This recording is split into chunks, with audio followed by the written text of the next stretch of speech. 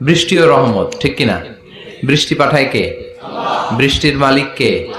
বিশ্বনবী আকাশে মেঘ দেখলে বলতেন আল্লাহুম্মা সাইয়্যিবান নাফিআন, হে আল্লাহ তুমি ভালো বৃষ্টি দাও। কেননা এই বৃষ্টি দিয়েও আল্লাহ অনেক জাতিকে ধ্বংস করেছে। বৃষ্টি দিয়ে মানে অতি বৃষ্টি দিয়ে আল্লাহ বন্যা দিয়ে গোটা দুনিয়াটাকে ভাসিয়ে দিতে পারে কি পারে না? এজন্য মেঘ দেখলে এত আনন্দিত হয়েন না। বৃষ্টি দেখলে অনেকে গান বাজায়, আছে না নাই? এই বৃষ্টি ভেজা রাতে তুমি চলে যেও না, গান গায় না?